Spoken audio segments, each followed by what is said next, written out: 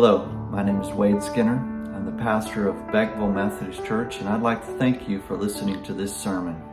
It is our hope and prayer that you are transformed into an equipped disciple of Jesus Christ because of watching and listening to this sermon. God bless you. Well, Mother's Day is today. The world's best is a day to celebrate mothers. The gospel does it so much better,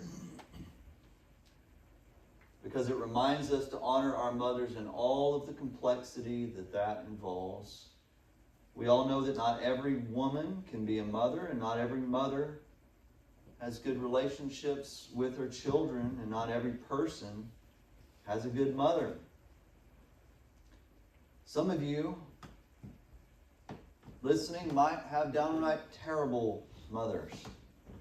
And some of you, mothers, might have downright terrible children.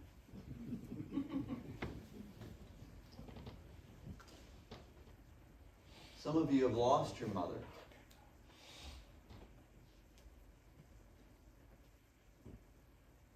The gospel shows us that in whatever situation we find ourselves today, we can still honor our mothers.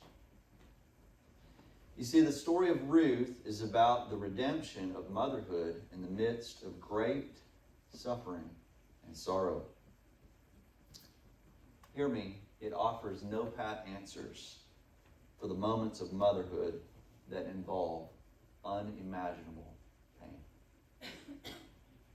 The chief characters in the story of Ruth include Naomi, an Israelite mother who sells her home in Bethlehem with her husband Elimelech and two sons, Mahlon and Chilion, to find food in the midst of a famine in the foreign enemy country of Moab, only to go all that way, lose all those people, right? Leave family, friends, everything behind, only to lose her husband and her two sons.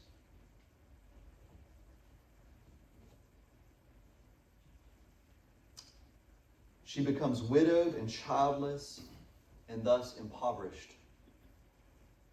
But there, God has something in the works. And there, one of her beautiful daughters-in-law, is named Ruth.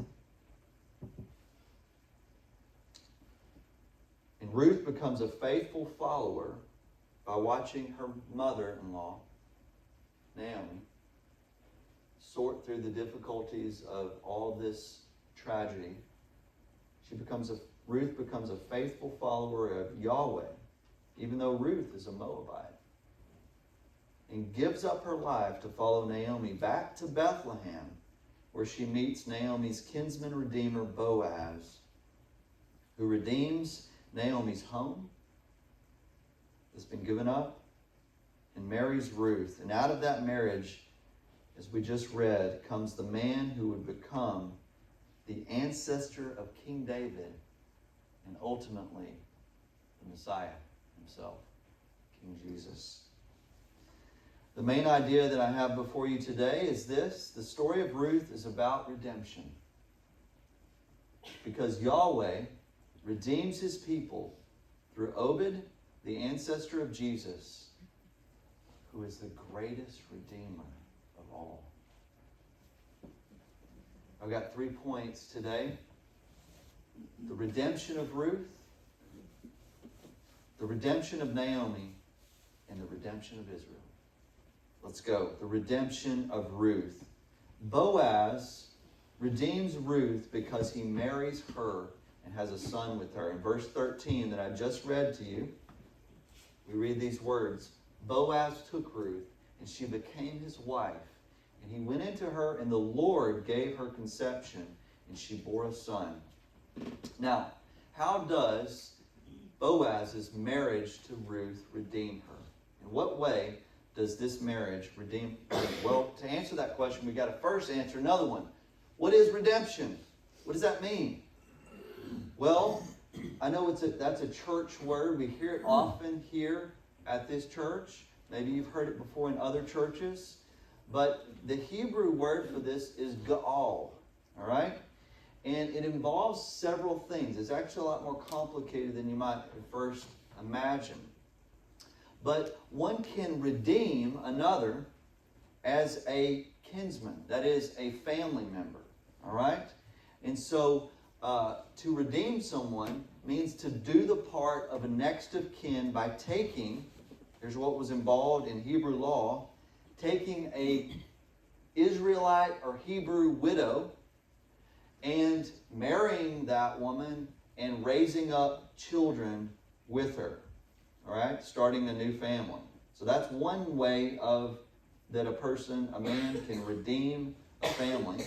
Second way is you can redeem someone by freeing them from bondage, from slavery.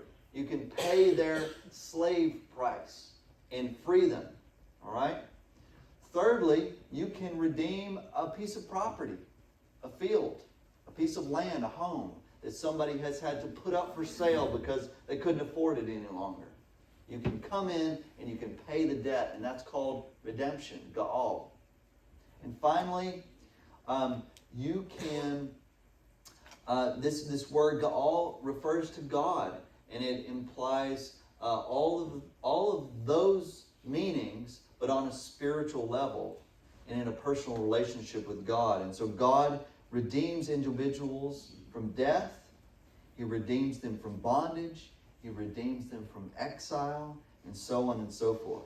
And so Boaz's marriage to Ruth redeems her from an impoverished life as a foreign widow, a Moabite widow in Israel. And so in Ruth chapter 2, verses 1 through 3, we read these words. We hadn't read these yet. This is in a part we hadn't read. Now Naomi had a relative of her husband's, listen to this, a worthy man of the clan of Elimelech, whose name was Boaz. And Ruth the Moabite said to Naomi, "Let me go to the field and glean among the ears of grain after him in whose sight I shall find favor." And she said to her, "Go, my daughter." So she set out and went and gleaned in the field after the reapers. And she happened to come to the part of the field belonging to Boaz, who was of the clan of Elimelech.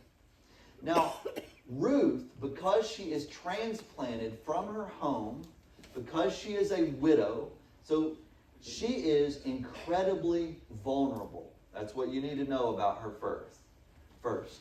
Ruth is vulnerable in three ways. First, she's vulnerable because she's a woman. Secondly, she's vulnerable because she's a widow. And thirdly, because she is a foreigner. Now, she's not just any foreigner, all right? She is a Moabite, all right? Now, the Moabites were bitter enemies with the Israelites, okay? So this would be the modern equivalent of perhaps imagining the most fierce enemy, maybe somebody from the Middle East, right, coming to the United States, vice versa, right? People who hate America, us going to them, a woman going into their land. That's something like what you would expect with this kind of hostility. She doesn't speak their language. She is in a place with foreign customs and no family connections other than her mother-in-law, Naomi. Secondly, she's a widow. Now, widows, foreigners, and the fatherless were the three categories of people who were the most vulnerable in ancient Near Eastern culture and society. This is the reason that Jewish law specifically provides for these groups of people. They were allowed to glean among the leftover sheaves, right? So when they're harvesting the crops, Jewish law said that you couldn't strip the crops clean. You had to leave some for the widows and the orphans and the strangers, the sojourners, the immigrants who were coming through, who had nothing and no connection with people. And in Deuteronomy chapter 24, if you want to go read that law for yourself, I welcome you to do that. Secondly, we see here, after Ruth's vulnerability, we see Boaz's kindness. Boaz, we're told, is a good man. Ladies, he's a good man. Ruth chapter 2, verse 1, we read these words. Now Naomi had a relative of her husband's, here we go, a worthy man of the clan of Elimelech, whose name was Boaz. How do we know he's worthy? Well, look at the way he treats his workers. All right? In verse 4, we read this, that as Boaz is coming from Bethlehem and he's coming out into the fields, he sees his reapers, his workers. All right? These are people who are working for him. And look what he says to them. The Lord be with you. And they answered, the Lord bless you. Look, this is the kind of relationship that this man has with his workers. They're both blessing one another with words. It's not, well, what are you doing? Get to work, you lazy, so-and-sos, right? No, this man has an amazing relationship with his workers, and he treats them well. Secondly, we know that he's a worthy man because he gives Ruth permission to glean among the Hebrew women of Boaz's household and gives special instruction to the young men for her protection and provides water for her during work. In verses 8 through 9, Boaz said to Ruth, he spots her and says, who's that woman over there? And they tell her who she is. He says, hey, come on over here, Ruth. Listen to me. Don't go glean in another field or leave this one, but keep close to my young women. Let your eyes be on the field that they are reaping and go after them. Have I not charged the young men not to touch you? And when you are thirsty, go to the vessels and drink what the young men have drawn. Thirdly, Boaz allows Ruth to eat at his table. Again, this is unheard of. This is a Moabite woman. She is the enemy. Okay? And he sees her. He knows that she's vulnerable. And he invites her to his own table to eat. And not only that, he gives her so much food at the table that she can't eat it all. All right? So here's this impoverished enemy, Moabite widow who has nothing to give, and Boaz is literally lavishing food and gifts and protection upon her. He goes out of his way, we are told, to redeem her as well, even though he is under no obligation to do so because she is a foreigner. Ruth and Naomi, when Naomi finds out that Ruth has met her kinsman, Redeemer, Naomi cooks up a plan. All right? I know some of you mothers have done this for your daughters. They cook up a plan it's a matchmaking plan. All right? And so Naomi's matchmaking plan is to have Ruth go and in the middle of the night sneak in, right, to where Boaz is sleeping and lift up the blanket that's covering his feet and lay herself at the bottom of the edge of the blanket in symbolic fashion, right? And so what that means, right, to extend your wings upon someone or to extend the blanket, that's an invitation to marry someone in this culture, all right?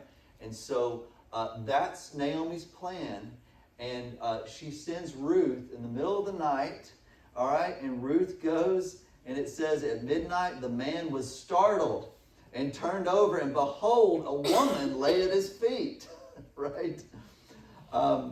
He said, "Who are you?" And she answered, "I am Ruth, your servant. Spread your wings over your servant, for you are a redeemer."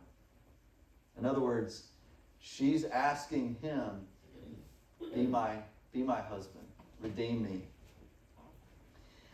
This is incredible. It's in so many ways. Now, a man of lesser character might have behaved differently here. But Boaz shows us his worth. He does not take advantage of her in this very vulnerable situation. And instead, look what he says. May you be blessed by the Lord, my daughter. You have made this last kindness greater than the first, and that you have not gone after young men, whether poor or rich. And now, my daughter, do not fear. I will do for you all that you ask. For all my fellow townsmen know that you are a worthy woman. And now it is true that I am a redeemer. Yet there is a redeemer nearer than I. Remain tonight, and in the morning, if he will redeem you, good, let him do it. But if he's not willing to redeem you, then as the Lord lives, I will redeem you. Lie down until the morning. So Boaz doesn't just redeem Ruth, he redeems Naomi's field, which was sold some time ago, probably when Naomi and Elimelech left for Moab, to flee to Moab because of the famine. And so Boaz not only redeems Ruth and Naomi, and he keeps his word even through all of this. And so when this other kinsman, so the way that this worked, the way that Hebrew law works in this day and age, let me just explain this a little bit to you. It's over in Leviticus chapter 25. You can read all about this. But the way it worked is that when a Hebrew woman, if her husband died, the nearest relative in the family, in the clan, would take that woman and would marry her and would start a new family with her. And that was the responsibility. That was part of the responsibility of the mishpacha, right? Which is a Hebrew word that just means family or the clan, all right? And so they took care of their widows like that in the family. And it was incredible to watch it happen. However, if the person who's nearest to the widow isn't able to do that, then it's the next redeemer in line. It's the next kinsman in line who picks up the slack. And in this case, there's a man that Boaz says, look, there's another guy in line. He's first. He gets the first opportunity to handle this. If he's unable, I'll step in. And in God's providence, that's exactly what happens. Boaz steps in. And look at this, the Lord's faithfulness in all of this. You see, the Lord, we're told in this book, orchestrates the meeting of Ruth and Boaz. This isn't happenstance. Look in verse 3. So she set out and went and gleaned in the field after the reapers. Here we go. And she happened to come to the part of the field belonging to Boaz, who was of the clan of Elimelech. Did she happen there? Was it by chance? Well, the book of Ruth wants us to know that God's invisible hand is guiding all of these circumstances along the way.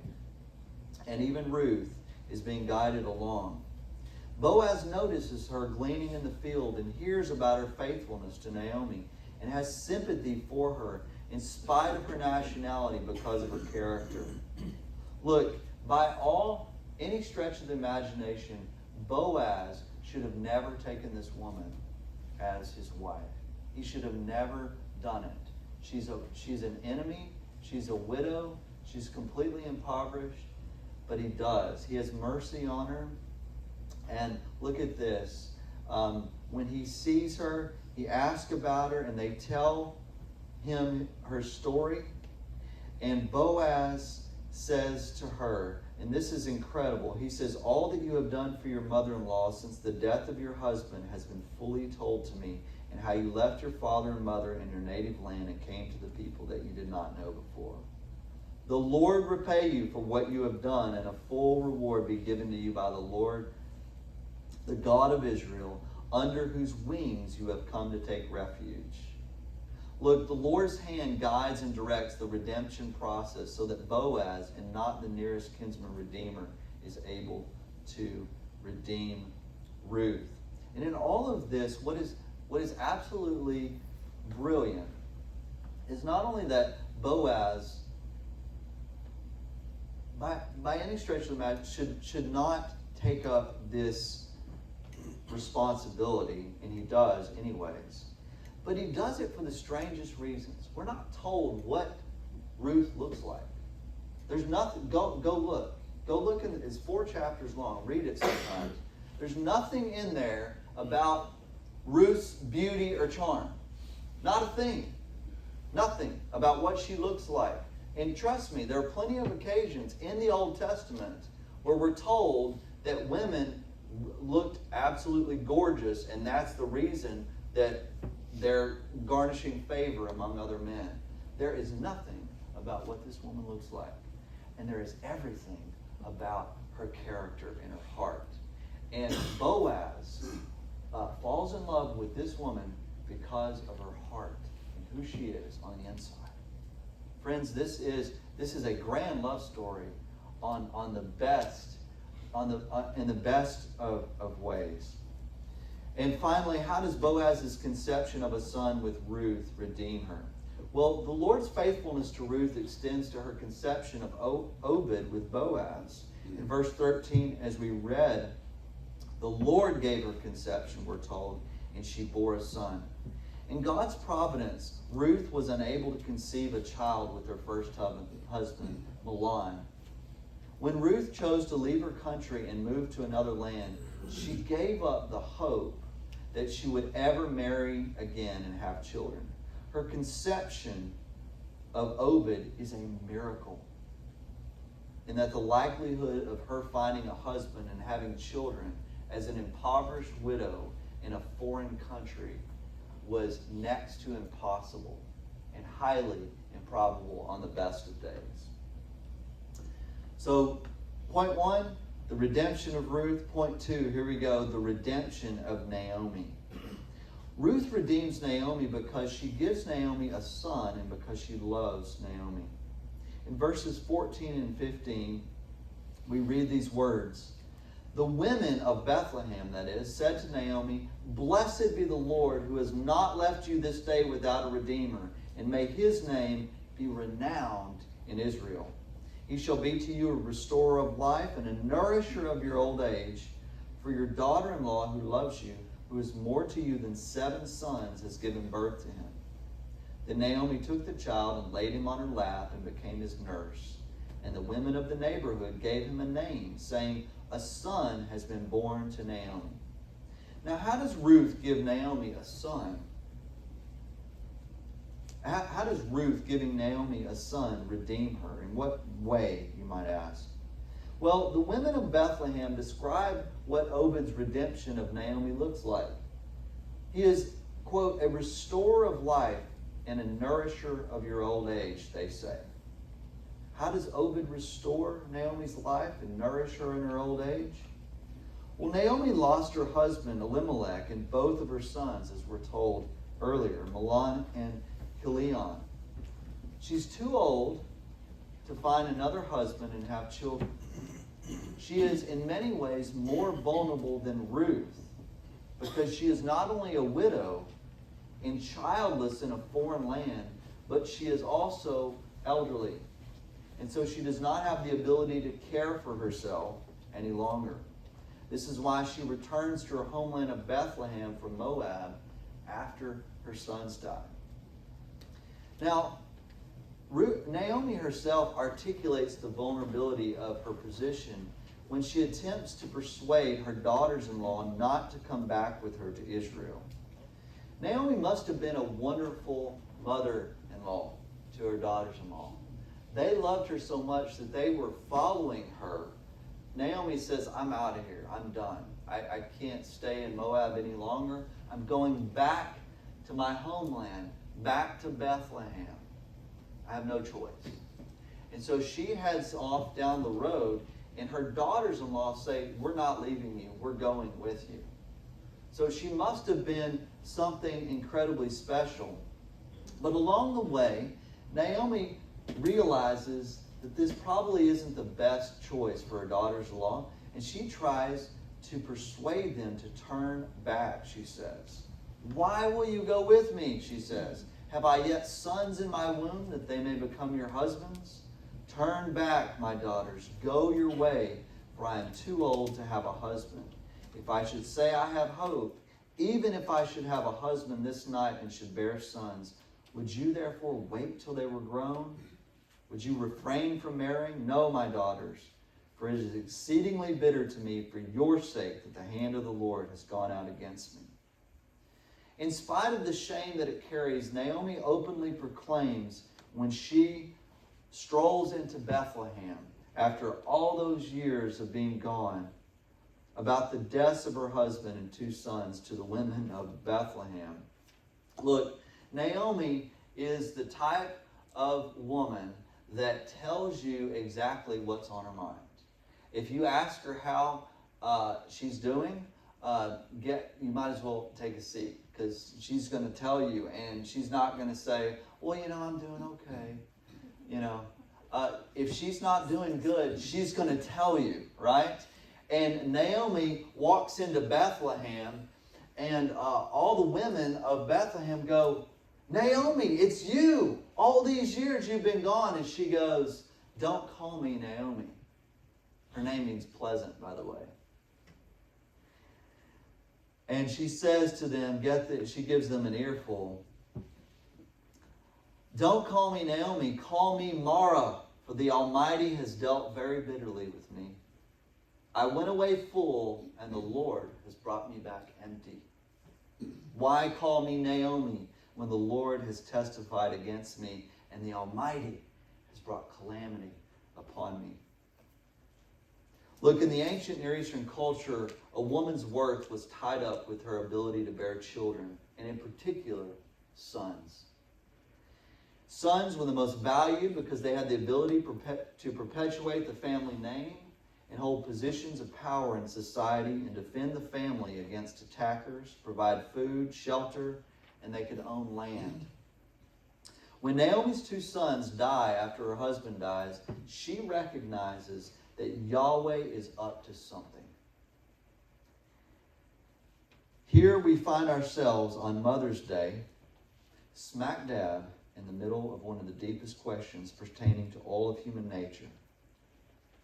If God is all-powerful and all-knowing and completely sovereign over his creation and simultaneously loving, God is love, we're told, then why do bad things happen to his children? Naomi tells us that it was Yahweh who brought her back empty. And it was Yahweh who testified against her and, quote, brought calamity upon her. Look, Naomi doesn't try to pawn these things off on the devil or bad luck. She readily admits that God has his hand all over it. This brings us to the crux of this issue. We often believe that when things we perceive as bad happen to us, that God's not involved. He's nowhere near. But when good things happen, we're often quick to say, praise the Lord, right? God's done it again. Remember Job's famous question? Shall we receive good from God and not evil? That's a real question that's being asked here again in the book of Ruth. The Bible does not give us pat answers when it comes to the problem of evil. It doesn't tell us that God turns bad things into good. I know that's a common misnomer. God's going to turn it all into good. Death is bad. Period. Pause.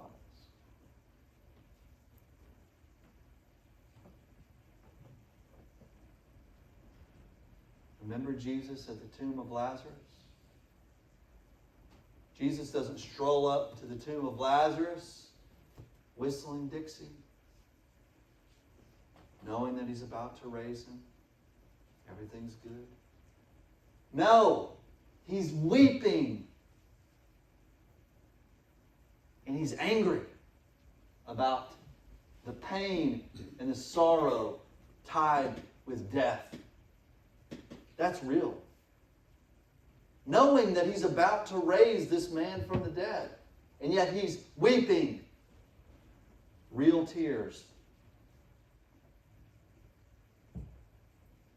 God is able to bring good out of the bad. That's the message of the Bible. And even though we cannot understand on this side of eternity why he does what he does, we do know that he is working all things together for good, for the good. Not my version of good, not what you believe is good, for the good. His good. And even things that are painful, that are horrible, that are terrible. Look, friends, take a look at the cross, if you don't believe me. Do you know who put Jesus on that cross? Sure, it was evil men, no doubt. Crucify him, they said. But it was also God the Father who placed intentionally his Son on that cross and refused to take him down.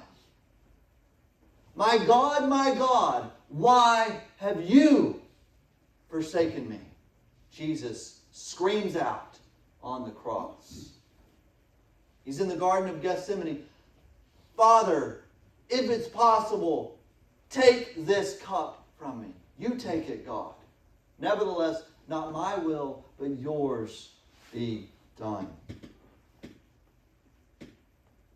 Someone once said that Christians are the happiest and saddest of people at the same time. Jesus was like that. Naomi was like that. She was a woman of faith who had the depth of soul to recognize that life is sometimes bitter without herself also becoming embittered.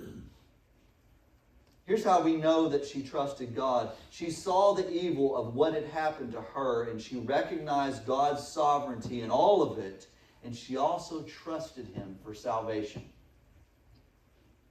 She's the first to recognize God's hand when Ruth meets Boaz. And she blesses the name of the Lord. She doesn't say, "Oh, Ruth, how lucky you are. You know, it's because you're such a beautiful girl." No, she praises the Lord. She immediately attributes this meeting to God's kindness. Naomi recognizes that God does not owe humanity anything. You know, you and I live in a culture of rights. Everyone has a right to this and a right to that. The Bible knows nothing of that. Naomi understood grace, God's unmerited favor upon humanity. When life gets bitter, do you become embittered because you're angry with God that things did not turn out the way you thought they should? Job was there, and God spoke to him out of the whirlwind, reminding him of who Job was and who God is. God says, "Will you even put me in the wrong? Who are you, Job? Let me remind you of who you are and who I am." Real quick. You want to question me? You want to put me in the dock? You see, our culture has put God in the dock. God on the witness stand. And we've demanded answers. And if he doesn't give us the right answers, then away with him. Because if we can't grasp it with our minds, then it must not be true. Isn't that the definition of God? If he were God and almighty and all-knowing and all-powerful, wouldn't it stand to reason that you wouldn't be able to understand all that he does and why he does it? Would it not stand to reason? Let me reason with you today. Listen to God. Naomi understood what Job finally gets, that God gives us what we would have asked for if we knew everything he knew about our lives.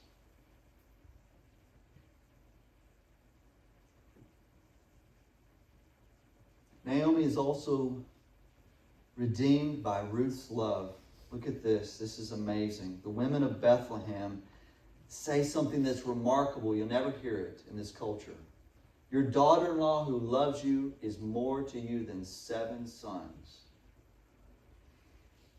No one in an ancient Near Eastern culture would ever describe a woman as better than 7 sons. Sorry, ladies, no one. But they do here. They do. This is remarkable. This is amazing. This is lightning.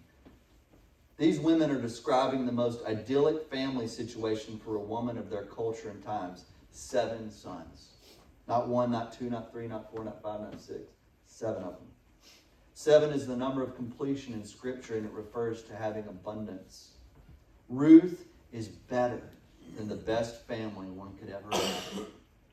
It's not one that Naomi ever envisioned.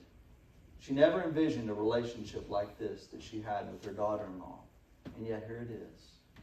And these women speak the very words of God to her. Ruth was an amazing woman. Even Boaz recognized her worth, saw in her an inner beauty that outlasted any external beauty. You see, Ruth was a woman of faith. She had placed her faith in the God of Israel, Yahweh. And her faith in God shined brightest in the way that she loved her mother-in-law after so much tragedy and heartbreak.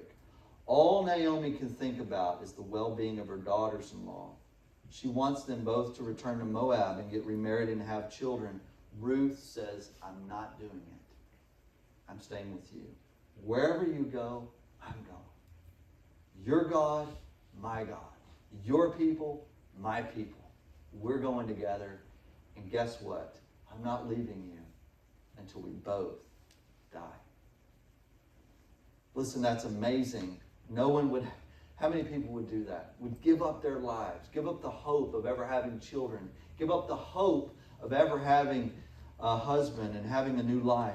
Ruth gave it all up, her homeland, her prospects of ever finding a husband, of ever having children, to serve her elderly, widowed mother-in-law who had nothing with which to give her back. And God saw that little private conversation on that dusty road between Moab and Bethlehem, and used it to carry out a plan written out before the foundation of the world and begun when Ruth's family first moved to Moab. And he did it to reward Ruth and Naomi with redemption and grace upon grace. You see, when Ruth met Boaz, she was committed to serving her mother-in-law until she died. We're finally told here that about the redemption of Israel through this son born to Ruth and Boaz. Obed redeems Israel because he is the grandfather of King David and the ancestor of Jesus. Jesus is ultimately the reason for this story. Do you see that here? How can Obed redeem Naomi when he is nothing more than a baby? A baby can't do anything for anyone. In fact, a baby is the most vulnerable human being that one can imagine because he cannot do anything for himself. He needs someone else to do everything for him. And yet we're told that Obed, the baby, is a redeemer. And we've already seen how he redeems Naomi, but Obed's significance extends beyond his relationship with his surrogate mother and to all of Israel because he becomes the grandfather of King David and the ancestor of the Messiah, King Jesus. Yes, a baby born from a Moabite widow would become the ancestor of Jesus Christ. Obed becomes in this role the fulfillment of God's promise to his people Israel to send a redeemer who would deliver Israel from her sins in a once-for-all final manner that far surpasses any human redeemer who has ever lived. Obed is a type of Jesus. Remember, Jesus is born in an impossible way to a virgin. In where? Bethlehem. Jesus is a better redeemer than Boaz. Boaz says something that is meant to refer to his kinsman redeemer, but I love this. He says, there's a redeemer who's nearer than I. Boaz restores Naomi and Ruth by paying the debt owed on Naomi's land, a debt she could never repay, and by marrying Ruth, an immigrant widow, and giving her everything he owns. Jesus redeems us by paying the debt of our sin with his death on a cross and imputing to us all of his righteousness so that we could stand justified before a holy God. Jesus is a better redeemer than Ruth. Ruth tells her helpless, widowed, elderly mother-in-law that she will give up her life to care for her until death. Jesus looks upon us who are helpless sinners, completely unable to save ourselves, and redeems our life from the pit by giving up his life. Ruth was rewarded. Jesus was punished so that we could be rewarded. And even his death cannot separate us from him. Who are you looking to for redemption today? Ruth and Boaz were wonderful redeemers, but even they could not redeem themselves or anyone else from their sins. Jesus is the final redeemer, and only by placing your faith in his finished work will you be transformed into a loving, sacrificial servant of the helplessly vulnerable. You cannot live like Ruth and Boaz, as heroic as they were, unless and until you place your faith entirely in the hero of Calvary, King Jesus himself. In the name of the Father, and the Son, and the Holy Spirit. Thank you so much for watching this sermon and listening to it. If your life has been transformed because of watching it, we'd love to hear about it. Please send us an email at beckfullgmc@gmail.com. And let us know how we can support and encourage your relationship with the Lord Jesus Christ. God bless you.